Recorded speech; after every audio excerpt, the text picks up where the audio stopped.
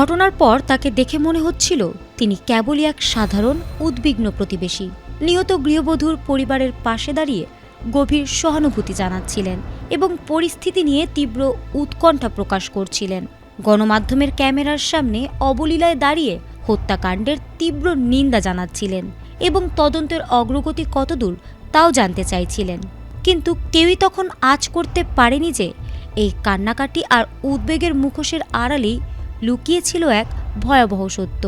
পুলিশের গভীর অনুসন্ধানে শেষ পর্যন্ত বেরিয়ে আসে যিনি সবচেয়ে বেশি উদ্বেগ দেখাচ্ছিলেন তিনিই আসলে এই নৃশংস হত্যাকাণ্ডের মূল হোতা।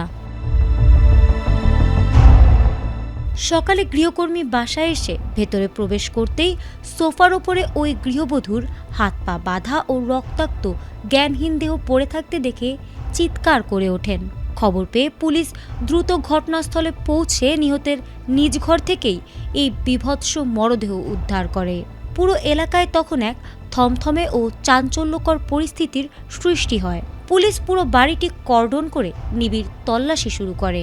প্রাথমিকভাবে দেখা যায় ঘরের জিনিসপত্র এলোমেলো এবং আলমারি ভাঙা।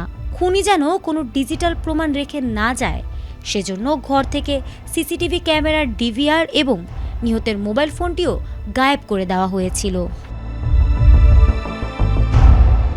রহস্য উদ্ঘাটনে পুলিশ তদন্ত শুরু করতেই সামনে আসে একের পর এক চমকপ্রদ তথ্য। সবচেয়ে বড় বিস্ময় আর রহস্যের জট খোলে তখন যখন জানা যায় উদ্বিগ্ন প্রতিবেশীর ছদ্মবেশে থাকা ওই ব্যক্তি আসলে স্থানীয় মসজিদেরই মুয়াজ্জিন। বিশাল অঙ্কের ঋণের বোঝা শোধ করতে সেই প্রতিবেশী মুয়াজ্জিন ওই গৃহবধূর কাছে 1 লাখ টাকা ধার চেয়েছিলেন, কিন্তু টাকা না পেয়ে ক্ষোভে ও লোভে তাকে একা পেয়ে হাতুড়ি দিয়ে মাথায় আঘাত করেন এবং রশি দিয়ে শ্বাসরোধ করে হত্যা করেন। হত্যার পর লুণ্ঠন শেষে রক্তমাখা কাপড় ধুয়ে নিজেকে নির্দোষ সাজিয়ে তিনি আবার ঘটনাস্থলের ভিড়ে মিশে যান।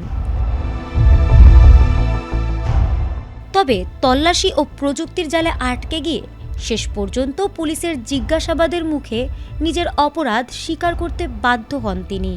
তার দেওয়া তথ্যের ভিত্তিতে পুলিশ দ্রুত অভিযান চালিয়ে লুণ্ঠিত নগদ টাকা, 3.5 ভরি স্বর্ণালংকার এবং হত্যাকাণ্ড ও প্রমাণ লোপাটে ব্যবহৃত হাতুড়ি ও রশি উদ্ধার করে। এই ঘটনায় নিহতের পরিবার একটি হত্যা মামলা দায়ের করেছে এবং পুলিশ মূল আসামিকে গ্রেপ্তার করে আদালতের মাধ্যমে কারাগারে পাঠিয়েছে। ফারহানা হক, ATN বাংলা।